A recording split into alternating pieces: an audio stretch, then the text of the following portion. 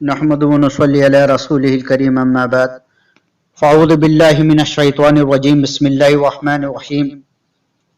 मेरे दोस्तों, आज हम इस वीडियो में एक ऐसे दिन के बारे में बात करने वाले हैं जिस दिन के लिए अल्लाह के नबी सल्लल्लाहु अलैहि वसल्लम और जितने भी अंबिया अलैहिस्सलातु वस्सलाम आए, उस दिन के बारे में आदमी को डराए, मुतवज्जो किए और समझाए कि वो दिन ऐसा है क़यामत का दिन कि जिस दिन इंसान, ये फरमाया नफ्सा नफ्सी का आलम होगा, कोई किसी का नहीं होगा।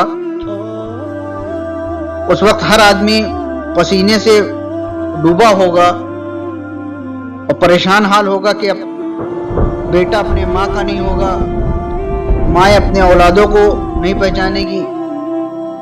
हत्ता कि यूँ आया है कि हज़रत ईसा अलैहिस्सलाम जैसे नबी वो अल्लाह से फरमाएंगे, ए मेरे रब, मैं अपनी माँ मरियम का भी सवाल नहीं करता, ये अल्लाह तू मेरी जान बचा।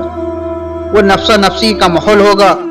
उस वक्त अल्लाह के अर्श के साए के अलावा और कोई साया नहीं होगा। उसके बारे में हुजूर अकरम सल्लल्लाहु अलैहि वसल्लम ने फरमाया कि 7 आदमी ऐसे हैं कि उस दिन अल्लाह अपनी रहमत के साए में उसको जगह अता फरमाएंगे।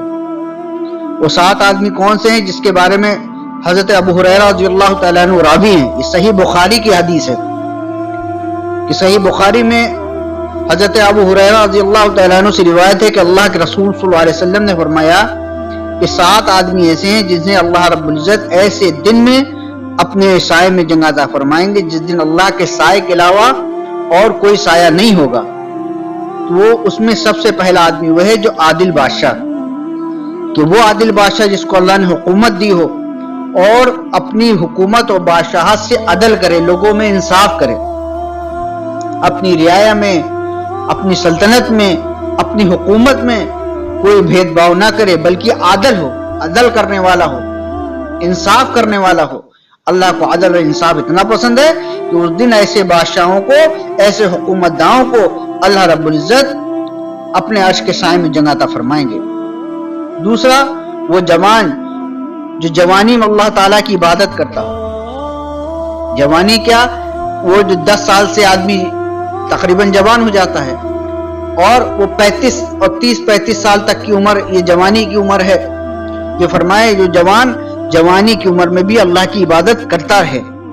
तीसरा, वह शख्स है जिसका हर वक्त दिल मस्जिद में अटका रहता हो। दिल मस्जिद में अटका रहने से क्या मुराद, उलमा इकराम फरमाते हैं कि एक आदमी जोहर की नमाज पढ़ कर आया, अब उसका असर की नमाज में दिल अटका हुआ है, टाइम तो नहीं हो गया, ऐसा तो नहीं मेरी रकात छूट जाए, मेरी टोपी कहाँ है, मेरी तस्बीह कहाँ है। तो ऐसा ये फरमाया, ऐसा शख्स जिसका हर वक्त दिल जो मस्जिद में अटका रहता हो। फिर आपने चौथे शख्स के बारे में फरमाया कि 2 ऐसे शख्स जो अल्लाह ताला के लिए आपस में मोहब्बत रखते हो। जाती कोई आपस में मोहब्बत का कोई जाती तकादा ना हो, आपस में एक दूसरे से मिलना और जुलना, यहाँ तक कि दोनों एक दूसरे से बिछड़ जाएं, लेकिन अपनी जाती कोई उन दोनों के मिलने में और मोहब्बत करने में कोई जाती नफ्स उनके हायल नहीं थी। सिर्फ जब भी मिलते थे अल्लाह के लिए मिलते थे, अल्लाह से मोहब्बत करते थे कि हाँ ये मेरा ईमान वाला भाई है। हाँ, ये मोहब्बत का उनके सिर्फ सबब था, अल्लाह से जब भी मिले अल्लाह के लिए ही मिले। 5वां उस शख्स के बारे में जिसे ऊंचे खानदान वाली कोई औरत हो और बहुत ही खूबसूरत हो, ऊंचे नस्ब की औरत। 2 बड़ी वजह, एक तो कि कोई गलत काम, कि ऊंचे नस्ब की, बड़े खानदान की, बड़ी औरत है कि अगर कोई बात अगर छुपानी भी चाहे तो आसानी से छुपाई जा सकती है, क्योंकि ऐब छोटे लोगों के जल्दी खुल जाते हैं और बड़े लोगों के खुलने में टाइम लगता है, और उसको अपने रसूख की वजह से वो दबा भी लेते हैं। और दूसरा, उस पर खूबसूरत भी है, और वो औरत उस आदमी को अपनी तरफ माइल करे, अपनी तरफ बुलाए और ये कहे कि नहीं, मुझे मेरे अल्लाह का डर माने, उसके इस तकादे को ठुकरा दे। तो ये फरमाया अल्लाह रब्बुल इज्जत कल इसे ऐसे आदमी को जिसने अल्लाह के डर की वजह से उस औरत के इस तकादे को ठुकरा दिया, तो ये फरमाया अल्लाह अपने अर्श के साए में उसको जगह देंगे। फिर आपने फरमाया कि एक आदमी इस तरह सदका करे अल्लाह के लिए कि दाएं हाथ से दे और बाएं हाथ को पता ना चले। उलमा इकराम फरमाते हैं दाएं हाथ से दे اور بائیں ہاتھ کو پتہ نہ چلے.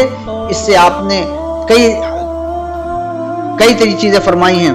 ایک جگہ آپ نے فرمایا کہ جو ہے کہ دائیں ہاتھ سے دے اور بائیں ہاتھ کو پتہ نہ چلے. اس سے مراد یوں ہے کہ جس کے ساتھ ہم کر رہے ہوں یا جس کے ساتھ ہم نے نیکی کی ہے اس کو بھی پتہ نہ چلے کہ ہم نے کس نے اس کے ساتھ عمل کیا. بعض بزرگوں کی واقعات ہم کتابوں میں پڑھتے ہیں کہ صاحب ان کے انتقال کے وقت پتہ چلا اور جب ان کی موت ہو گئی کہ 500 گھرانے ان کے تعاون سے چل رہے تھے.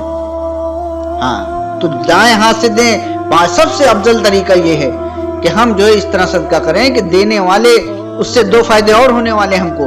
ایک تو اگر ہم نے کسی کو اس طرح صدقہ کیا کہ اس کو بھی بیچارے کو خبر نہیں کہ میرے ساتھ کس نے کیا, تو پہلی بات تو یہ کہ جب میرے سامنے وہ پڑے گا تو کبھی بھی جو ہے مجھے اس کے سامنے فخر محسوس نہیں ہوگا. ہاں, یا اس کو دوسرا فائدہ یہ ہوگا کہ وہ جس کے ساتھ میں نے کیا کبھی بیچارہ مجھ سے نظر نیچی کر کے مجھ سے بات نہیں کرے گا کہ نہیں ان کے احسان میرے اوپر ہیں. نہیں, اس لیے دائیں ہاتھ سے صدقہ کریں اور بائیں ہاتھ کو پتہ نہ چلے. اللہ رب العزت ایسے آدمی کو بھی عرش کے سائے کی میں جگہ عطا فرمائیں گے. 7واں آدمی وہ ہے جو تنہائی میں بیٹھ کے اللہ کا ذکر کرے اور اللہ کے سامنے اپنے گناہوں سے اور اس کے آنسو بہنے لگے. کہ مجمع میں رونا جلدی آ جاتا ہے کہ کوئی آدمی بیٹھ کے مجمع میں دعا کرے اور 100-200 آدمی بیٹھ کے اس کے ساتھ آمین کہہ رہا ہے, تو اس وقت مجمع میں آنسو بہنا بہت ریئر ہے کہ آسانی سے آدمی آنسو بہ جاتے ہیں, مجمع میں ایک ماحول بنتا ہے. نہیں, جب وہ تنہائی میں بیٹھ کر اللہ کے سامنے آنسو بہائے گا اور روئے گا, فرمایا یہ تنہائی کے آنسو بہانا کل اس کو اللہ کے عرش کے سائے کے اندر جگہ عطا فرما دے. اس لیے ہم تنہائی میں بیٹھ کے اللہ کے سامنے رونا یہ ہمارے لیے بہت بڑا سرمایہ ہے.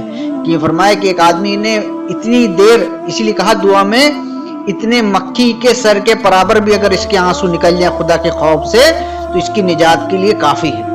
اور یہ فرمایا اگر دعا میں اگر یہ فرمایا رونا نہیں آ رہا تو رونے جیسی شکل بنانا بھی اللہ کو محبوب ہے کہ ہم رونے جیسی شکل بنائیں. اس لیے اللہ رب العزت ان 7 آدمی کے بارے میں جن کو اللہ کے رسول صلی اللہ علیہ وسلم نے فرمایا کہ قیامت میں اپنے عرش کے سائے میں جگہ عطا فرمائیں گے, اللہ رب العزت ہمیں اور آپ کو بھی اپنے عرش کے سائے کے اندر کل قیامت کے اندر جگہ دے دے. اللہ تعالیٰ کہنے سننے سے زیادہ عمل کرنے کی توفیق عطا فرمائے.